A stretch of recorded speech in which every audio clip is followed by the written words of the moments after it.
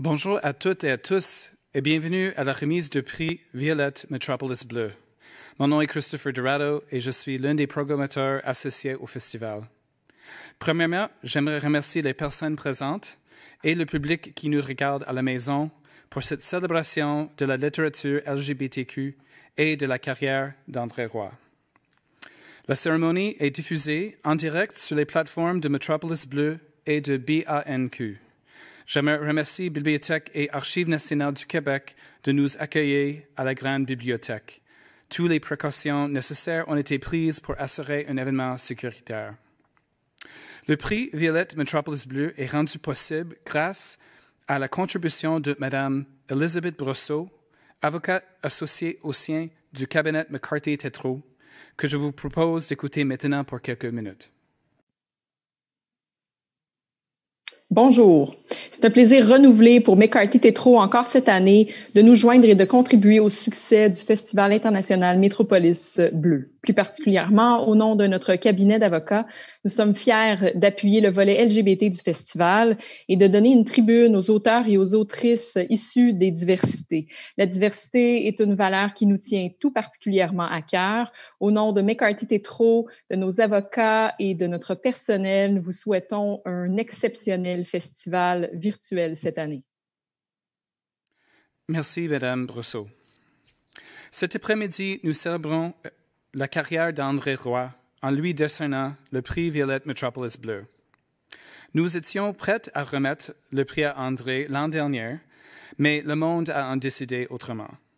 Je suis sûr que c'était difficile pour lui de garder ce secret toute l'année et je suis vraiment ravi que nous soyons enfin prêts à lui remettre son prix aujourd'hui. Créé en 2018, le prix Violette Metropolis Bleu est remis à une écrivaine ou un écrivain canadien issu de la communauté LGBTQ+, pour l'ensemble de son œuvre. Il vient avec une bourse de 5 000 $. Les lauréats précédents sont Nicole Brassard et Dion Brand. Les membres du jury pour le prix 2020 étaient Jorge Calderon, Kevin Lombard et Carrie Morgan. Voici ce qu'ils avaient à dire sur son travail. Depuis les débuts des années 70, l'œuvre poétique d'André Roy témoigne d'une grande puissance créatrice. Recueil après recueil, des passions du samedi soir au lit de l'Amérique, des amoureux n'existent que sur la terre à le cœur est un objet noir caché en nous, et de professeurs de poésie aux espions de Dieu, et cycle poétique après cycle poétique. André Roy explore et repousse les limites des sens qu'il fait surgir à partir d'un travail minutieux sur la langue française. Son écriture passe d'une recherche formaliste à des tonalités soudaines lyriques, d'une réflexion profonde à des moments ludiques, des dialogues intertextuels avec grandes œuvres littéraires à des formulaires tout à fait nouvelles et personnelles. L'une des plus grandes contributions au cours des 50 dernières années au patrimoine littéraire international concerne les différentes façons dont la poésie d'André Roy donne vie et force à l'expérience de l'amour, de l'affection, de l'érotisme et de la sexualité entre hommes.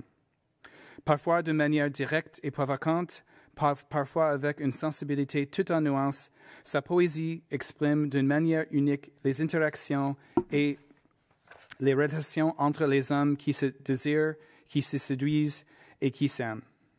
Soit par des grands éclats et explosions, soit par des bruissements et des miroitements, son œuvre cristallise et témoigne avec une comparable intelligence de la richesse et de la complexité de l'expérience queer.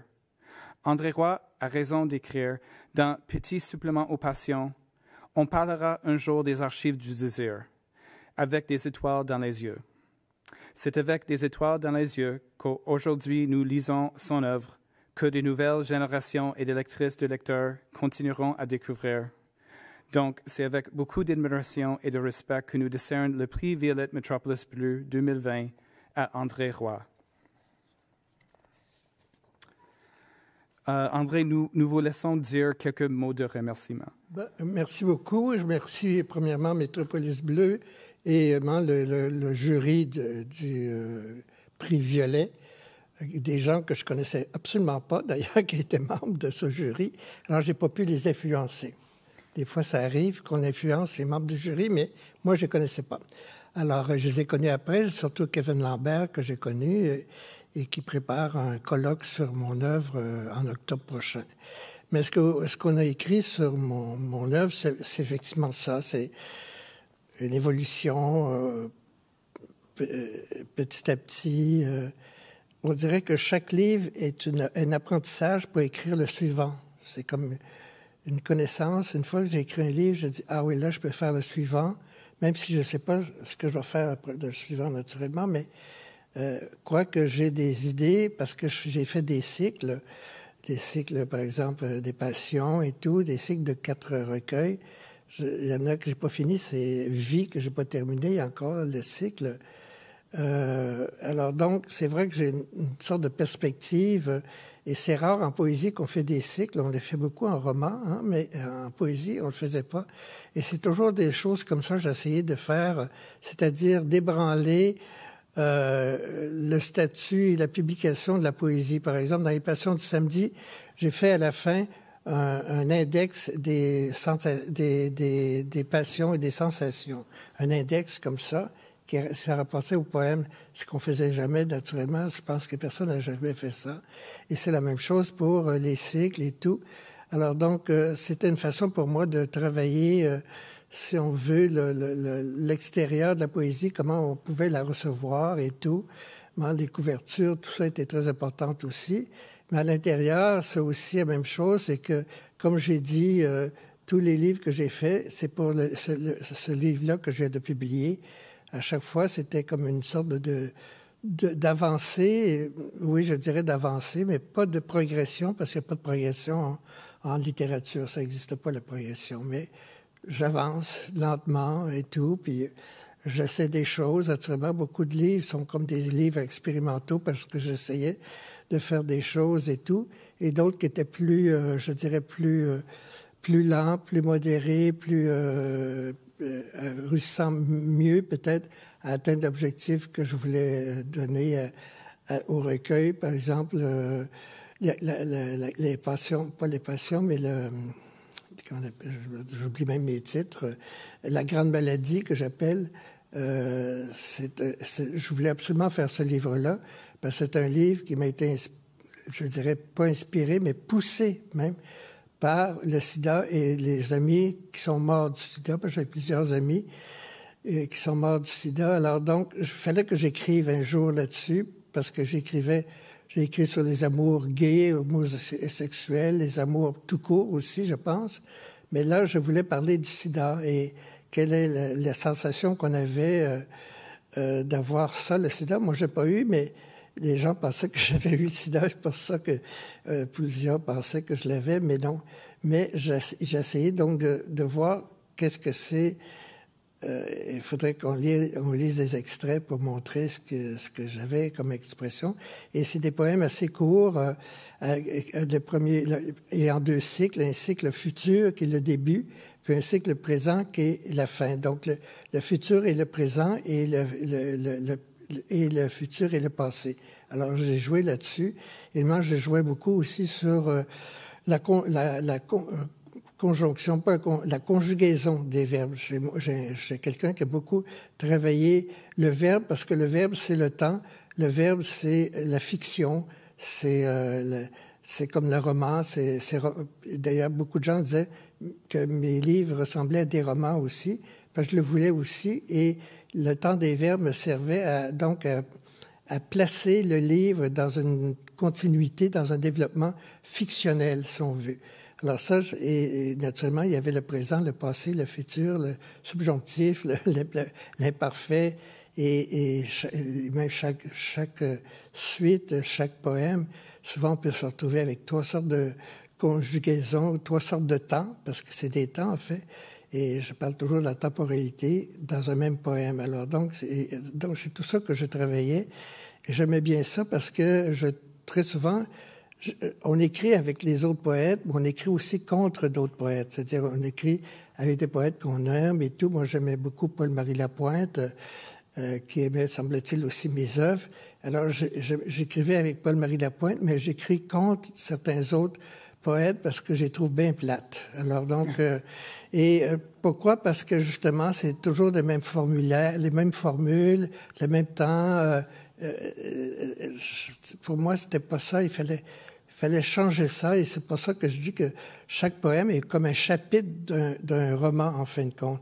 Et c'est ça que je voulais faire, et naturellement, je travaille beaucoup sur la continuité, les relations entre les poèmes eux-mêmes et tout, et ça fait un petit bout de temps que je fais ça. Je pense que, pas au début, mais depuis les Passions en particulier, mais et tous les autres qui ont suivi, naturellement, avant, c'était écrit avant et après je me souviens plus, le titre est tellement long, La Grande Maladie. C'est là que c'est vraiment, je dirais, mes essais d'écriture se sont vraiment pas stabilisés, mais ils ont été plus concises, je ne sais pas dire parce que je trouve toujours que c'est très mal. Quelqu'un qui parle de ses romans ou de ses poèmes en parle toujours très mal, parce qu'on est toujours très près, et je trouve que c'est beaucoup mieux de parler des poèmes des autres, de la poésie des autres, que de parler de ma propre poésie. Mais comme il y a eu une introduction, je voulais apporter ces précisions, ou c'est pas ces précisions, mais ces ajouts à ce qui avait été dit, parce que c'est assez bien dit d'ailleurs, parce que on a parlé de cette temporalité, de la progression, l'évolution. C'est pas évolution de mes poèmes, mais je crois pas à l'évolution, moi. Alors donc, voilà ce que je voulais préciser un petit peu avant de commencer avec notre ami pour les questions, etc. Et pour la salle aussi. Si on veut poser des questions, ce serait très gentil. Merci André. Nous allons passer maintenant à l'entrevue. Comme la cérémonie est en direct, une dizaine de minutes seront réservées vers la fin aux questions du public ou dans la salle qui sont posées aussi sur la page Facebook de BANQ. N'hésitez pas donc à envoyer vos questions en ligne et nous tiendrons de répondre à la fin. Maintenant, j'aimerais introduire Denis Martin Chabot. Denis Martin a été journaliste à Radio-Canada pendant 32 ans.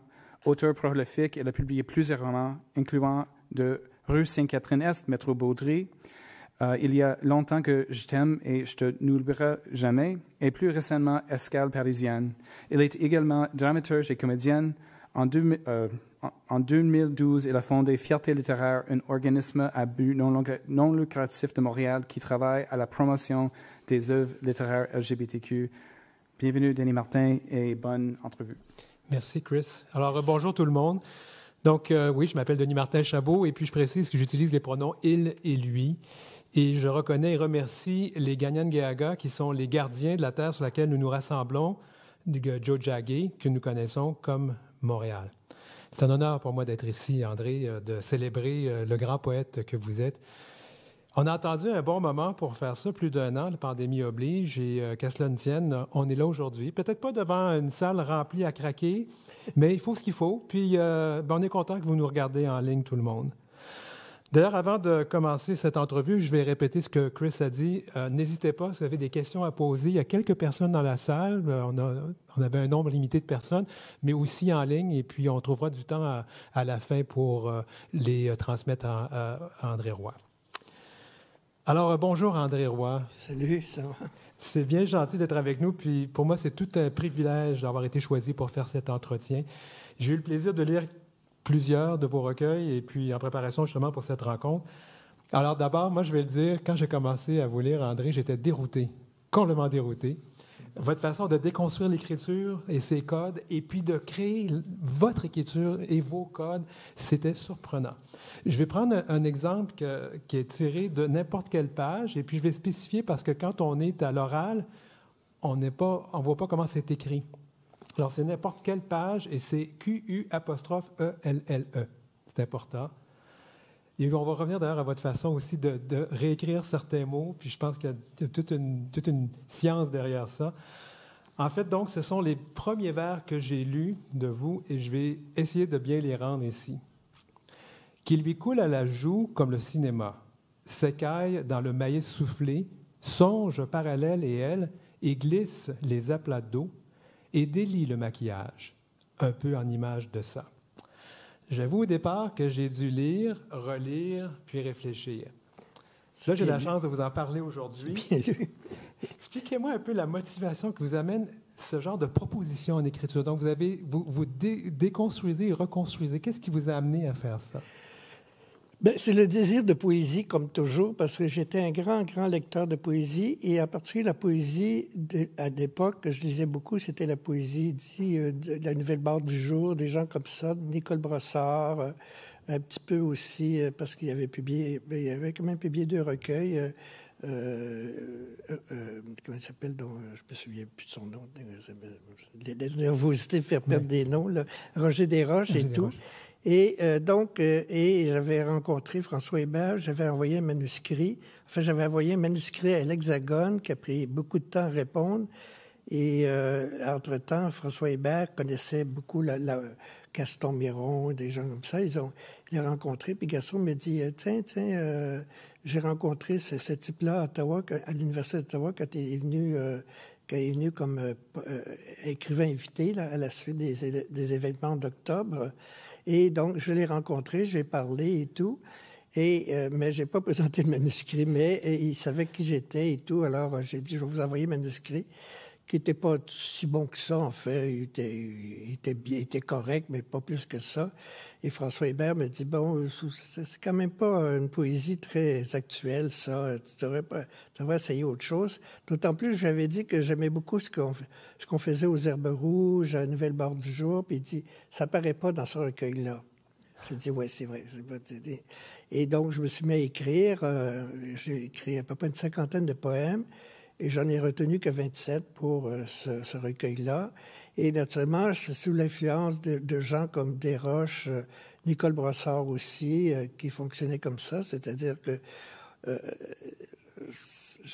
en même temps, c'est comme naturel de le faire pour moi, comme on dit, de déconstruire, et naturellement, avec toutes les références, comme ici, dans ce poème-là, c'est les références au cinéma. Et le il et le elle qui jouaient aussi là-dessus. Bon, alors, mais comment expliquer? J'ai écrit ça dans une sorte d'état second parce qu'il voulait avoir absolument le manuscrit 6 mois plus tard ou 7 mois plus tard parce qu'il voulait publier dans la revue qui était devenue une sorte de recueil. Chaque numéro était comme un recueil de poésie petit. Mais moi, j'avais 30 pages, c'est pas beaucoup, n'est-ce pas? Et il m'a fait travailler là et j'ai compris qu'est-ce qu'il fallait écrire, c'est-à-dire éviter les clichés, éviter toutes les formules faites, des choses comme ça. Donc, si tu parles de l'amour, il faut t'en parler autrement. Si tu parles Alors, c'est tout ça qui faisait que j'essayais de transposer dans ce premier recueil, qui est un premier, naturellement, j'en ai écrit quelques autres après, je pense, mais à chaque recueil, j'ai eu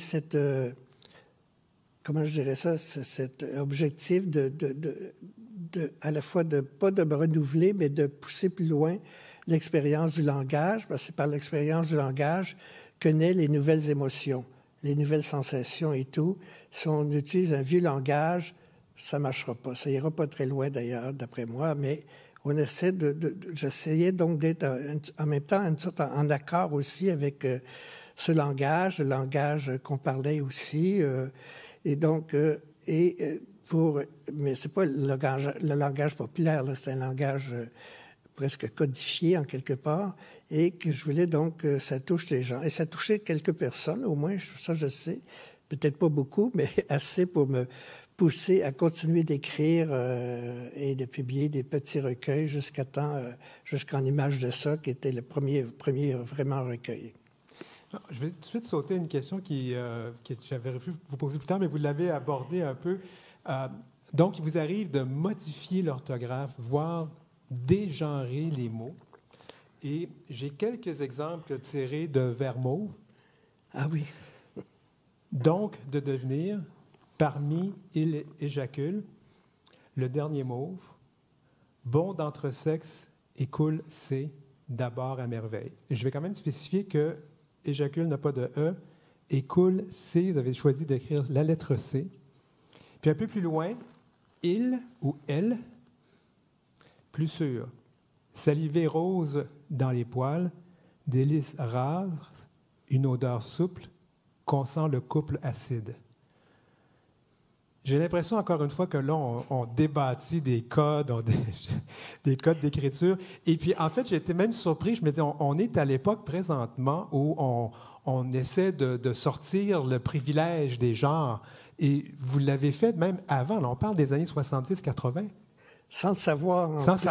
Sans le savoir. Il faut oublier, il faut se replacer dans l'époque et aussi dans le groupe des Herbes rouges, la Nouvelle Bord du jour. C'est-à-dire que on écrit toujours en même temps contre la génération précédente, même si on aimait beaucoup ce qu'avait fait, par exemple, Paul-Marie Lapointe, Gaston Miron, etc., mais c'est surtout les petits suiveux de ces poètes-là.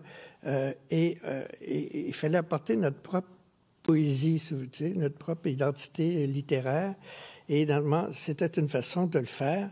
Je ne sais pas si c'est un grand recueil ou pas, mais c'est-à-dire ces recueils, comme je le disais tout à l'heure, cela m'a permis d'avancer, de résoudre parfois certains problèmes que je voulais, dans ce que je voulais écrire, auxquels je pensais tout le temps et tout. Mais c'est un recueil vraiment un peu démembré, si on veut, des faits. Mais ça, c'était voulu. Je veux dire, je voulais pas faire comme tout le monde, ou en tout cas, ce qu'on aimait beaucoup, c'est un beau recueil, bien écrit, bon, parfait, lisse et tout. Moi, je voulais pas que ce soit lisse, je voulais pas que ce soit peut-être un bon recueil ou en tout cas une œuvre intéressante, mais je voulais pas cette affaire de propreté, t'as pas d'obstacle, tu lis, il y a pas de...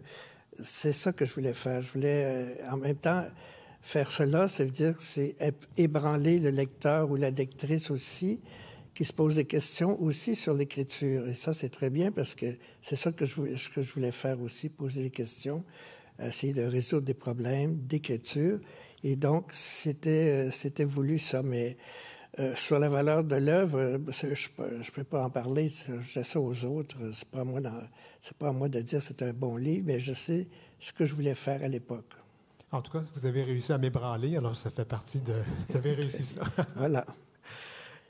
Justement, je vais vous ramener peut-être à cette époque-là aussi. Vous travaillez à deux publications. Je pense que c'était Chronique et puis Au Beau Québec. Oui, c'est ça. Ça a été quand même une partie importante de votre vie, mais vous avez quitté ces deux revues-là parce que vous aviez besoin l'engagement peut-être politique n'était pas ce que vous vouliez dans votre travail d'auteur. C'est ça, oui, exactement. Mais je ne veux pas revenir là-dessus parce que c'est souvent des questions idéologiques et les questions idéologiques ont toujours été posées et mal posées en même temps parce que ça nous restreignait, comme on dit, ça nous mettait contre le mur, il nous coinçait. Parce qu'il y a une époque où on voulait écrire selon l'idéologie de gauche en particulier. Et moi, on m'a reproché de ne pas faire une écriture populaire, prolétarienne, et en particulier de poésie, où il y avait bien du sexe. Alors ça, on n'aimait pas ça du tout à l'époque, chez les militants. Alors donc, moi, je faisais exprès pour le faire, parce que je voulais les faire enrager, pour les faire réfléchir sur ce qu'ils prêchaient, en quelque sorte, parce que c'était des prêcheurs. Et j'ai pas été longtemps dans le groupe d'engagés, pas seulement. C'est vrai qu'il y a eu au Beau Québec, mais au Beau Québec c'est autre chose. C'est le directeur qui voulait avoir la revue puis faire ce qu'il voulait. Donc on l'a laissé. Et il y a eu après on est allé dans une autre revue. D'ailleurs l'autre revue qui était Chronique, qui était une revue très engagée, on ne voulait pas m'avoir non plus. J'étais vraiment le type suspect. Alors, j'aimais bien être suspect quand même, et peut-être encore aussi. Et ça a pris beaucoup de temps avant que je puisse écrire. Et ce sont parfois les personnes auxquelles tu portes confiance qui étaient contre toi. Par exemple, puisqu'il est mort, comme Patrick Straham, il était vraiment contre moi parce qu'il disait que je n'étais pas prolétaire ni rien. Tu sais, c'était... Et alors que je leur disais, écoutez, moi, je suis né d'une famille presque pauvre, prolétarienne, dans le bon sens du mot, dans un petit village et tout, et je ne comprends pas pourquoi vous me faites ces reproches-là, parce que je sais de quoi je parle. Mais c'est pas de ça que je voulais parler particulièrement, mais je sais d'où je viens. Je ne sais pas où je vais, mais je sais d'où je viens. Alors donc, Mais il y a eu pas mal de querelles et tout, et même à Chronique, à un moment donné, j'ai dit, moi, je suis un peu comme Duras, je crois plus à rien, etc. Puis ça avait vraiment fait un gros boom. Je veux dire, on en a parlé beaucoup, surtout dans les milieux intellectuels, naturellement, parce que dans ma famille, je ne savais pas du tout de ce qu'on parlait, mais je continuais pareil parce que je savais qu'un jour, il faudrait que j'arrive à parler de l'amour, si vous voulez, de l'amour homosexuel. Parce que ça, c'était quelque chose de plus compliqué à faire. Parce que ce que je lisais, des poèmes en particulier écrits, où les gens disent « Je t'aime, mon amour, et t'es beau », etc. Moi, c'est pas ça que je voulais faire. Tu vois, je voulais continuer dans la même voie d'écriture, je dirais contestataire, qui n'accepte pas les choses déjà données, les clichés, en fin de compte. Et c'est ça que je voulais continuer à faire. Est-ce que j'ai répondu à votre question? Oui, très bien. Puis vous m'amenez justement à ce point, justement, parce que le prix Violette célèbre l'œuvre d'un auteur ou d'une autrice, peut-être un jour une auteurice non-binaire des communautés 2 LGBTQIA. Puis vous allez me permettre, je vais lire quelques extraits parce que moi, ça m'a vraiment aussi, ça m'a secoué. C'était des très beaux textes. Alors, dans L'espoir de voir, dans ses pores, continue de gonfler, remuer un fond de lumière, ni lu, détaché du doigt, le sexe dans un grand geste de départ, y dresser le sable, coule, parce que le biseau dans ses pores le soulève. J'en ai un autre qui m'a... Je ne vais pas passer tout mon temps à lire, mais ça, c'est... Oh, faites. C'est 80 ans. J'espère que je les rends bien aussi, là. J'aimerais, dans Les 7 jours de la jouissance, clair désir. Désir de l'autre côté du ciel. Ciel carré, le désir dans sa peau. Tombe en morceaux, nudité qui s'allonge dans ses mains sera rangée dans l'armoire, froissée comme un nom d'amour. C'est mon amoureux et c'est André, taché de café et de sperme. Un petit dernier. Les passions, oui. Ça. Oui, les passions du samedi. Attends un petit peu. Dans les passions du samedi. Alors, en fait, je vais prendre des extraits un peu partout. Alors, c'est pas moi qui les avais choisis. J'ai lu une entrevue où quelqu'un avait souligné ces extraits dans donc les passions du samedi. 2 adolescents renversés. Je vois 2 adolescents bavards s'enculer. Doucement, mon gars, doucement, mon sperme. C'était une époque, là, c'était quelque chose, là. On parle des années 70-80. Quand j'y pense... On ne vous a pas garoché des livres par la tête? Oui, presque. Ouais. Oui, c'était parfois... quoique Les Passions du samedi ont été un livre quand même qui a été très souligné parce que vraiment, là, c'était direct, si on peut dire.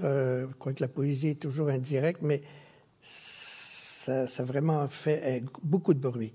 Mais vraiment, là, peut-être pas dans la population, mais dans le milieu littéraire, on parlait que de ce livre-là, qui a eu beaucoup de succès en quelque part.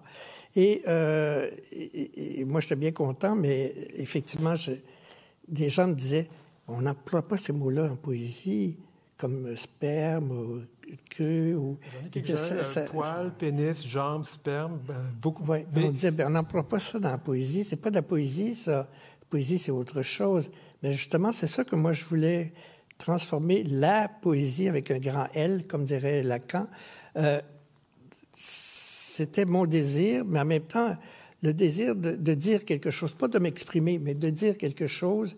Et moi, je pensais toujours au lecteur ou à la lectrice qui allait lire, mais en plus au lecteur aussi, parce que je suis un gars, donc je parle de mes affaires à moi, là, naturellement, mais je voulais pas m'exprimer, en fait. Je voulais dire des choses. En tout cas, je voulais dire l'amour. Ouais. Quand tu te lèves le matin à côté d'un gars avec qui tu as couché, quels sont les sentiments que tu as, quelle est tes réactions. C'est ça que je voulais faire. Et d'ailleurs, à la fin, j'ai une suite qui s'appelle Historiette, justement, parce qu'on me parlait souvent que je faisais comme des romans. Alors, j'ai dit, je vais les faire. Je vais faire des historiettes, point. Tout le monde va être satisfait. Et vous, j'ai des idées un petit peu perverses comme ça derrière la tête. Bien, c'est des belles idées, en tout cas, on ne s'en plaindra pas.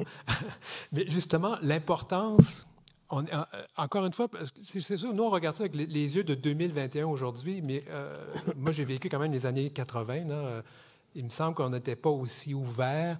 Et cette poésie-là venait, quelque part, mettre au grand jour des choses dont on n'osait pas parler. Comment ça a été reçu? D'abord, vous avez parlé du grand public, dans les communautés, notamment la communauté gay. Comment ça a été reçu? Je ne sais pas trop comment dans la communauté gay, mais j'ai beaucoup d'amis gays qui avaient beaucoup aimé ces livres-là.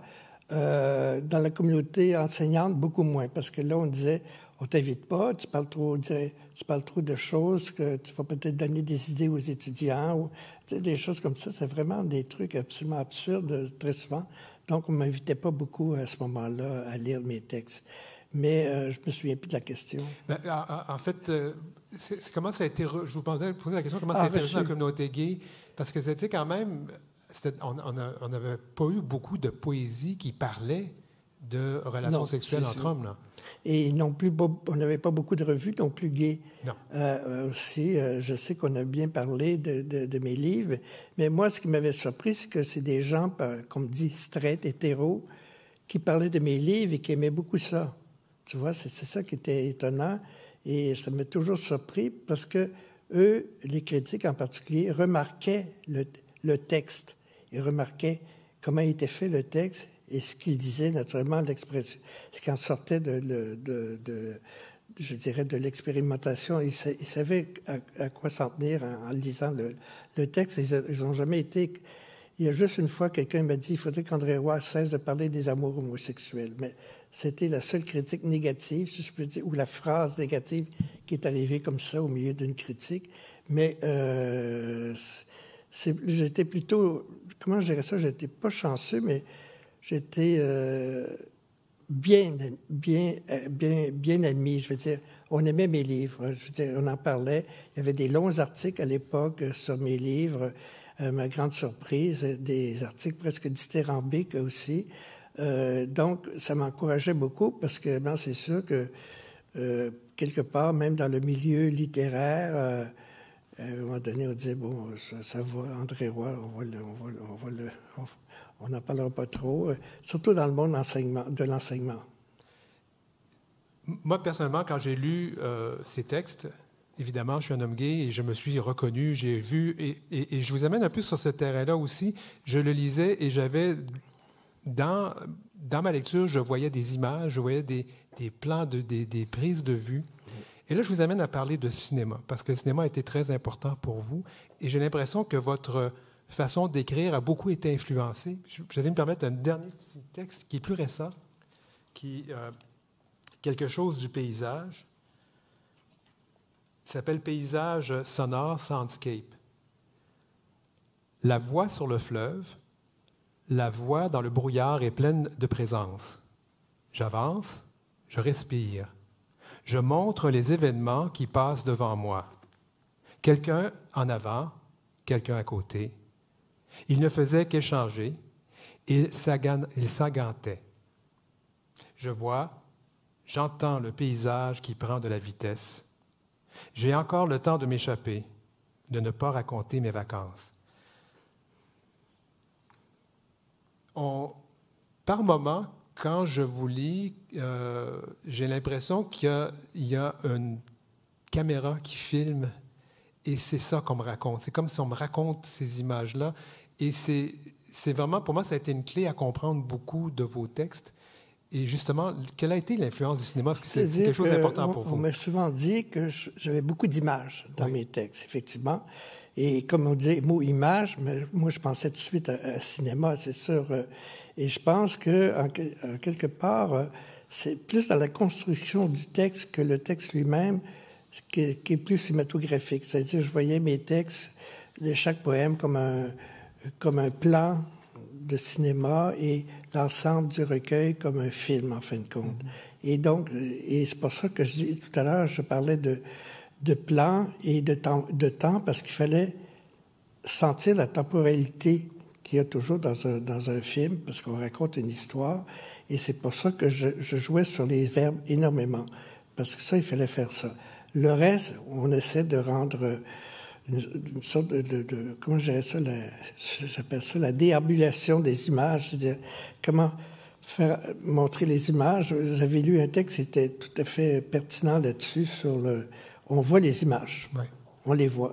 Et ça, je voulais aussi faire ça, naturellement. Mais je voulais voir des images, mais des nouvelles images. Tu vois, c'est toujours la même chose, c'est essayer de créer de nouvelles sensations, de nouvelles émotions en lisant les textes. C'est ça que je voulais faire. Le dernier livre est tout à fait comme ça aussi. Oui, tout à fait. Je reviens donc à la poésie et aux communautés de LGBTQIA. Je ne sais pas si c'est... Est-ce qu'on peut dire que la poésie, et particulièrement la vôtre, ça a contribué à l'émancipation, ne serait-ce que dans votre cas littéraire, de l'homosexualité? Peut-être ça m'a amené à mon émancipation, peut-être à moi. Pour les autres, j'en sais absolument rien. Je sais que ce que j'écris plaît beaucoup à des gens que je connais, des gens qui m'ont écrit, des choses comme ça, par les traducteurs aussi, mais c'est difficile à dire, hein, je veux dire, parce que comme toute lecture, la lecture est tout à fait personnelle et elle est incessible, c'est-à-dire c'est très difficile de dire que les autres vont ressentir la même chose que moi quand je lis, que ce soit mes livres ou les livres des autres. Et surtout que, comme la poésie est un domaine très pointu, c'est comme un domaine de l'expérimentation pour moi, c'est-à-dire que, parce que tout ce qu'on fait aujourd'hui, ça naît d'expérience. Je veux dire, je l'entends dans un grand... Pas restreint, mais dans un mode plus ample. Alors, et donc, je ne me souviens plus du tout ce que je voulais dire, mais... je ne sais pas si je peux vous aider en disant que parfois, quand on regarde Nicole Brossard, par exemple, ou l'écriture des femmes, me semble, je pense que je peux le dire, a aussi contribué beaucoup à l'émancipation des femmes. Est-ce qu'on peut dire la même chose, l'écriture d'hommes homosexuels a contribué à l'émancipation, ou au moins du point de vue littéraire? C'est parce que je pense que les homosexuels n'ont pas le poids qu'ont les femmes actuellement, parce que à cause de l'histoire des peuples, l'histoire quoi, avec un grand H. Naturellement, on peut pas se comparer aux femmes et tout quand on écrit, et surtout ce qu'on veut. On peut participer. Alors donc, c'est sûr que moi, Nicole Brossard, j'ai lu tout ce qu'elle a fait. C'est pour moi une poète de référence. Mais c'est sûr que la façon qu'elle dit son amour des femmes dans certains recueils, ça m'a beaucoup aidé à écrire aussi. C'est sûr que ce qu'elle a fait m'a beaucoup aidé. Mais je veux dire, je vois pas une fonction curative de la poésie. Je ne vois pas ça comme ça. Peut-être écrire de la poésie, ça relève de la maladie, mais c'est juste ma maladie à moi.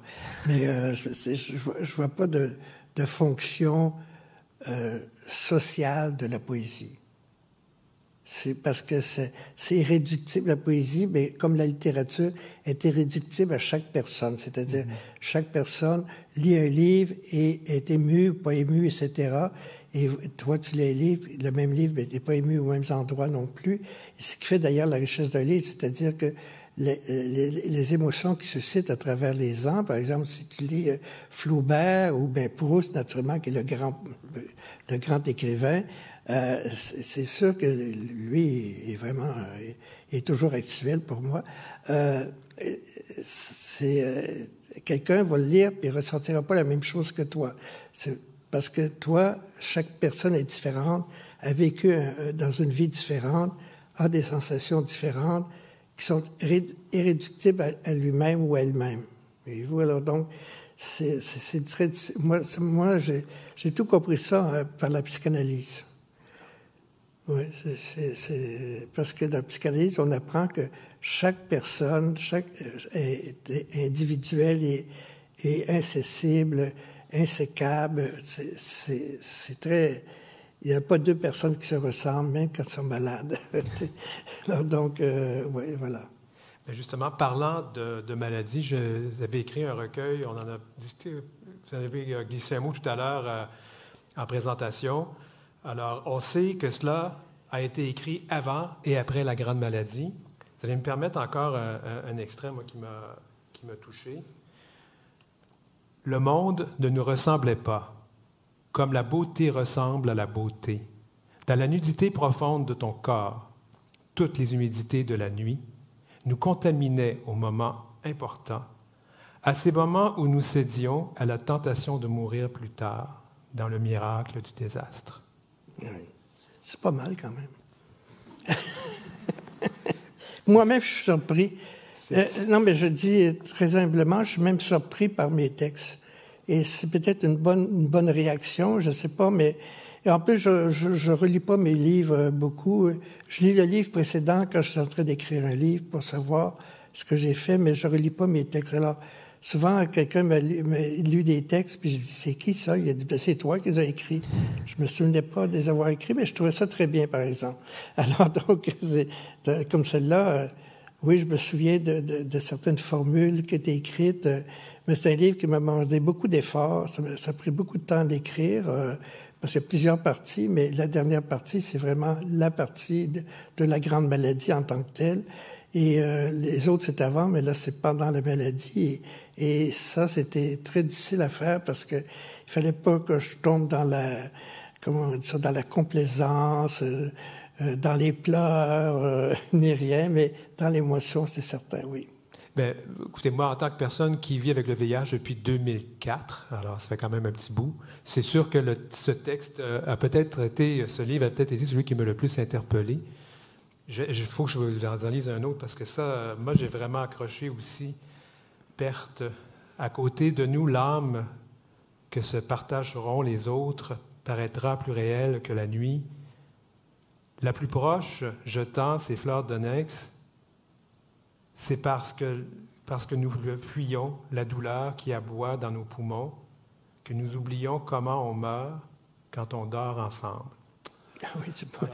Mais écoutez, vous dites ça parce que je me souviens dans une autre activité de LGBTQ, il y a 2 ans, je crois, ou 3 ans, je devais lire des textes et j'ai dit, tiens, je vais prendre ces textes-là parce qu'ils sont prêts.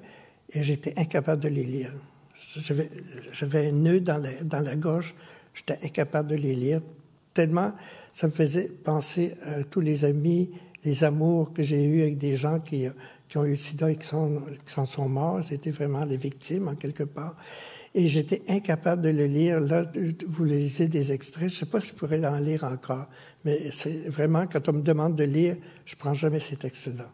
Je suis incapable de les lire. C'est un texte qui est très, très puissant. Très, ça venait de moi, là, parce que cette période très dure, hein, la période des années 80 à peu près, là, pour les gays en particulier, c'était très dur. Et tu voyais tes amis qui étaient malades et tout, et qui mouraient aussi. Beaucoup à l'époque, beaucoup en mouraient, moins maintenant, mais heureusement. Mais moi, je pourrais pas l'oublier. En quelque part, je dis toujours que la maladie, comme j'appelle la grande maladie, nous a fait vieillir très rapidement. C'est-à-dire qu'on était plus vieux à cause de ça. C'est-à-dire que comme les gens mouraient, et comme normalement on meurt autour des 70 ans, disons à peu près, et tout à coup, tu avais des amis qui avaient 30 ans, 40 ans, même 20 ans, et qui mouraient. Donc, je me suis dit, ils sont déjà vieux, en quelque part. Et puis, c'est vrai que quand on était malade du sida, c'était terrible physiquement. Alors, donc, je me suis dit, ça nous a fait vieillir. Je me sentais vieux. Plus vieux, disons. C'était pas négatif. Je me sentais plus vieux. Et donc, ça, c'était très important pour moi d'essayer de le dire. Et je continue, en quelque part, de le dire aussi. Ce sentiment de vieillesse radieuse. J'avais une autre question, mais je crois qu'on a des questions des gens qui sont... oui, il y a quelques questions et quelques bravos aussi de Nicole Brossard, justement, dont vous parliez tout à l'heure, Denise Desautels, Pierre Sanson, des littéraires, Marie-André Baudet, qui vous félicite. Il y a une question en particulier sur la traduction, en fait. Alors, j'ai vu un titre anglais dans l'image de vos livres. Avez-vous écrit en anglais ou est-ce une traduction? quelle est votre relation avec la traduction? C'est-à-dire, écoutez, moi, je pense beaucoup à la traduction quand j'écris. C'est-à-dire, je me suis toujours demandé si un traducteur ou une traductrice veut traduire ce texte-là, comment il va s'y prendre. Ça peut être très difficile parfois, parce que les mots ont plusieurs sens et tout.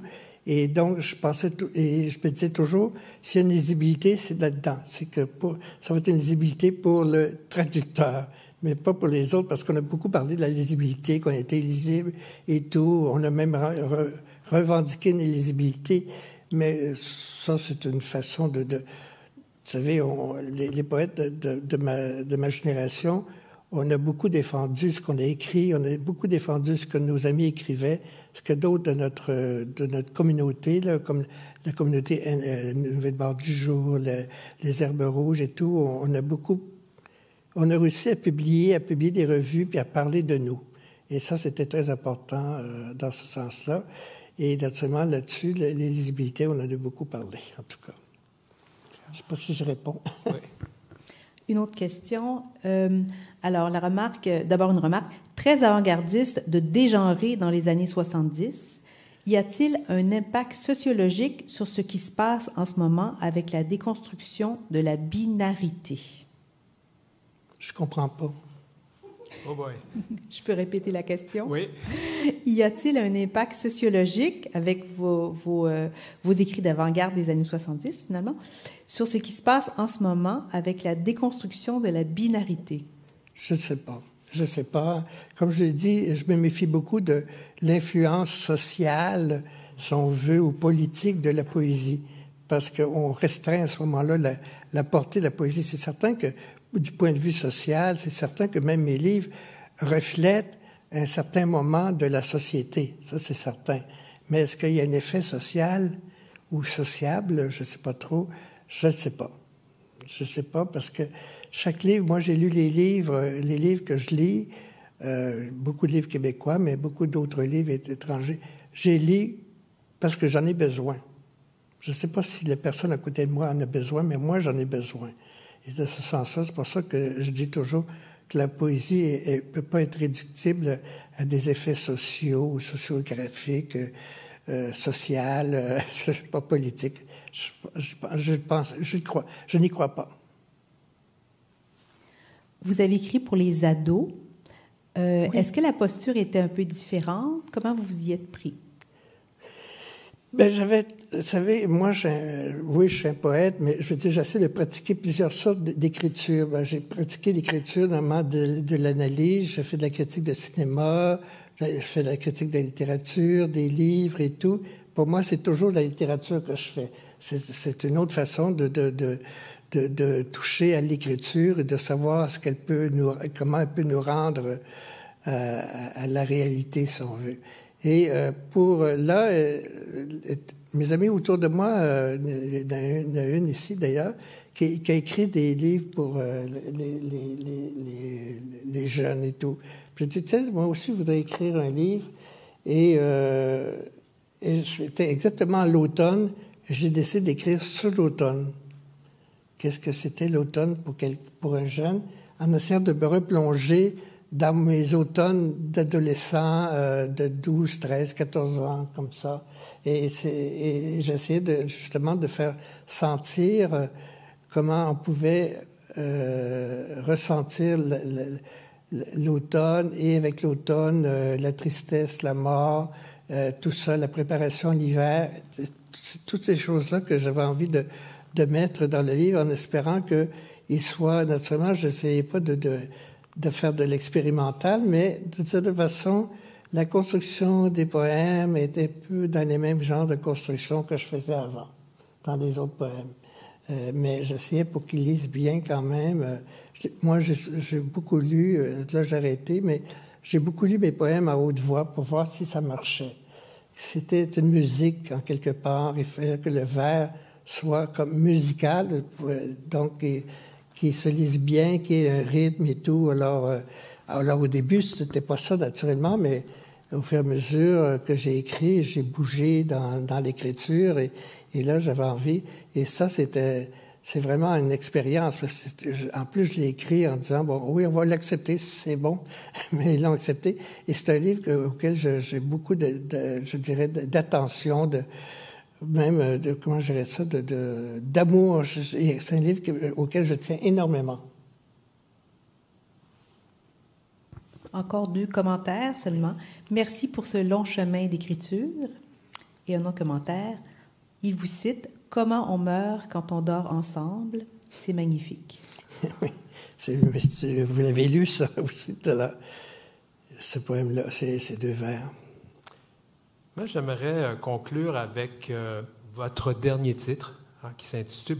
non, je vais dire votre plus récent, parce que j'espère que ce n'est pas le dernier. Il faut dire toujours le plus récent. Moi, oui. Je n'ose jamais dire c'est le dernier, parce que... Puis pourtant, j'avais bien écrit plus récent sur ma feuille, alors il n'y a pas à dire. Hein. Comment allons-nous dorénavant écrire? Puis ces vers que je vais vous lire, c'est un ami à moi et à vous qui me l'a souligné. Alors, ce vers-là. Adieu, nuée, poème calvaire, couleur des animaux, parlure, brûlure de mes yeux brûlés, je dis adieu à mon écriture. Là, André Roy, là, qu'est-ce que vous nous dites là? Vous quoi? Vous êtes là? Qu'est-ce que vous nous dites là? Ah, je ne sais pas. C'est-à-dire que c'est vrai que à cause que moi j'avance aussi en âge, j'ai l'impression aussi que ce recueil a pris 3 ans et demi à écrire. C'est seulement 3 petites suites de poèmes, c'est pas beaucoup. Mais donc j'ai écrit avec beaucoup de difficultés, ne cherchais pas toujours où j'allais. En fait, au départ, j'avais l'idée d'écrire sur Pasolini. Et ça s'est transformé parce que j'essayais, dans une introduction à Pasolini, de décrire Rome et l'Italie, etc. Puis les poèmes ont changé plus ou moins. Vous savez, quand on décide d'écrire tel recueil, puis c'est pas du tout le recueil qu'on a voulu écrire. C'est pour ça que les projets au Conseil des arts d'Ottawa ou de Québec, on est toujours mal pris pour dire le résultat, parce que c'est jamais ce qu'on a voulu écrire en quelque part. C'est pas ça. C'est autre chose qui a été écrit. Et donc c'est ça. Et j'ai écrit ça, je me suis dit, qu'est-ce que je vais faire avec cette suite? Ça, c'est la première suite. Et puis, à un moment donné, j'ai vu le film de Chantal Akerman, La prisonnière, qui est inspiré qui est une adaptation de La prisonnière de Proust. Il y a 2 titres à ce roman de Proust. Et j'ai beaucoup aimé, puis j'ai dit, il faudrait que j'écrive encore à partir d'un film, etc. Donc, j'ai fait le truc avec Proust, la deuxième partie. Et donc, c'est peut-être 2 ans après avoir écrit la première, ou 1 an et demi. Et là, je me suis dit, bon, ben, j'ai comme un petit recueil quand même, mais je vais en faire un peu plus. Et là, les 2 premières parties ont quand même influencé la dernière partie du livre lui-même. Et moi-même aussi, j'ai été malade. En fait, je suis toujours malade parce que je souffre de Parkinson. Alors, je me suis dit, est-ce que c'est la fin de l'écriture pour moi aussi? Alors, tout ça est entré dans la dernière partie. Normalement, c'est sur les morts. C'est les morts qui m'inspirent. Mais en même temps, je me suis dit, peut-être je ne pourrais plus jamais écrire. Heureusement, le Parkinson, c'est un Parkinson atypique, ça n'influence pas le haut du corps, seulement le bas, par où tu as péché. Alors, c'est parfait. André, moi, ça a été un plaisir, tout un plaisir de voir ce moment privilégié avec vous. Puis je recède donc le micro à Chris DeRado. Merci, Denis Martin. Merci, André, pour cette belle conversation. Merci à toutes et à tous d'avoir été parmi nous. Je voulais encore remercier Bibliothèque et les Archives nationales du Québec, ainsi que Mme Elisabeth Brosseau. J'invite tous ceux et celles qui nous regardent à découvrir les ouvrages du lauréat et à se les procurer, notamment à notre librairie partenaire Gallimard, www.gallimardmontréal.com. Merci et bonne journée.